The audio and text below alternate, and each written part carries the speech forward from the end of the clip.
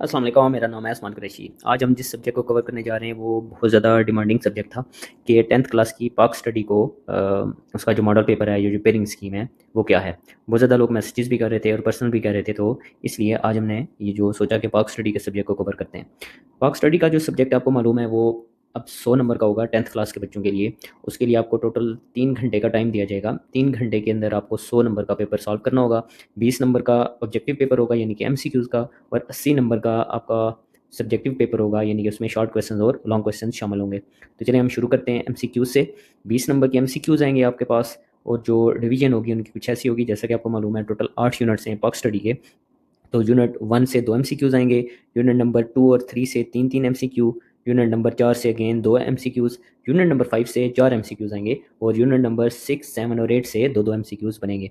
Short questions की बात कर लेते हैं। तो क्वेश्चन नंबर 2 है, उसमें टोटल आपके पास 12 शॉर्ट क्वेश्चंस दिए जाएंगे। उनमें से कोई से 8 शॉर्ट क्वेश्चन आपने सॉल्व करने हैं। डिवीजन ऐसी होगी कि यूनिट नंबर 1 2 और 4 में से 4 4 शॉर्ट क्वेश्चन आपसे पूछे जाएंगे। इसमें आपने कंफ्यूज नहीं होना, जो यूनिट नंबर 3 है ना, वो अगले क्वेश्चन नंबर 3 में उन्होंने उसका पेयर बनाया है। क्वेश्चन नंबर 3 में अगेन आपको टोटल 12 शॉर्ट क्वेश्चंस दिए जाएंगे। कोई से 8 शॉर्ट क्वेश्चन आपको सॉल्व करने हैं। डिवीजन ऐसी होगी कि तीनों जो चैप्टर हैं, चैप्टर नंबर 3 6 और 7 में से 4 4 शॉर्ट क्वेश्चन आपको पूछे जाएंगे। क्वेश्चन नंबर 4 थोड़ा सा डिफरेंट है कि इसमें आपसे 13 शॉर्ट क्वेश्चन पूछे जाएंगे और कोई से 9 शॉर्ट क्वेश्चन आपको सॉल्व करने होंगे। यूनिट नंबर 5 से 8 शॉर्ट क्वेश्चन पूछे जाएंगे और यूनिट नंबर 8 से 5 शॉर्ट क्वेश्चन पूछे जाएंगे। अब देख लेते हैं लॉन्ग क्वेश्चन को। लॉन्ग क्वेश्चन में टोटल आपसे 5 लॉन्ग क्वेश्चन पूछे जाएंगे। उनमें से कोई से 3 लॉन्ग क्वेश्चन आपने अटैम्प्ट करने। एक लॉन्ग क्वेश्चन जो है वो 10 नंबर का है।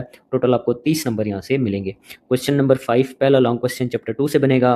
दूसरा लॉन्ग क्वेश्चन क्वेश्चन नंबर 6 जो है वो चैप्टर 3 से बनेगा। तीसरा जो लॉन्ग क्वेश्चन है क्वेश्चन नंबर 7 वो चैप्टर नंबर 5 से बनेगा। चौथा long question question number 8 chapter 6 से बनेगा। और जो आखिरी लॉन्ग क्वेश्चन है क्वेश्चन नंबर 9 वो बनेगा चैप्टर नंबर 7 से। ये तो थी पेयरिंग स्कीम। अब नज़र डालते हैं कि पासिंग फार्मूला या आपको तैयारी कहाँ से स्टार्ट करनी चाहिए और कौन कौन से चैप्टर्स को आपको टारगेट करना चाहिए।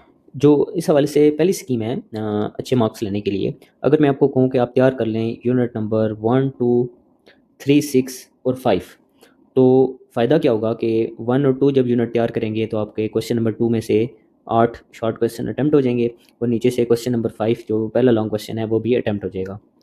यूनिट नंबर 3 6 अटैम्प्ट करने से या उसको तैयारी करने से आपका जो क्वेश्चन नंबर 3 है वो पूरा अटैम्प्ट हो जाएगा, और नीचे से जो लॉन्ग क्वेश्चन दूसरा है क्वेश्चन नंबर 6 वो आपका अटैम्प्ट हो जाएगा।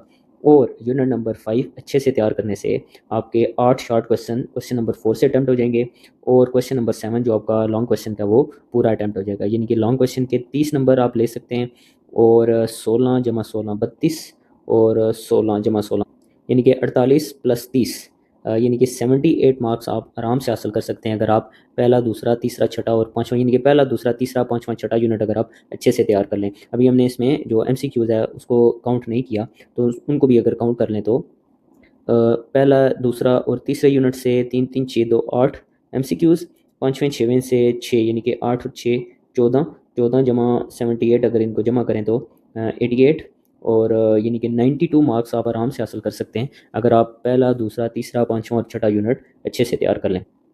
बाकी आपकी अपनी मर्ज़ी है, आप तैयारी जहाँ से मर्ज़ी स्टार्ट करें, लेकिन जैसा कि अभी पेपर्स की जो पेयरिंग स्कीम है या जो पैटर्न है जिस तरीके से पेपर का, वो ये डिमांड करता है कि हम थोड़ी सी साइंटिफिकली तैयारी करें। यानी कि ऐसा नहीं होता कि हमेशा से यूनिट नंबर 1 से ही या स्टार्ट कर दें।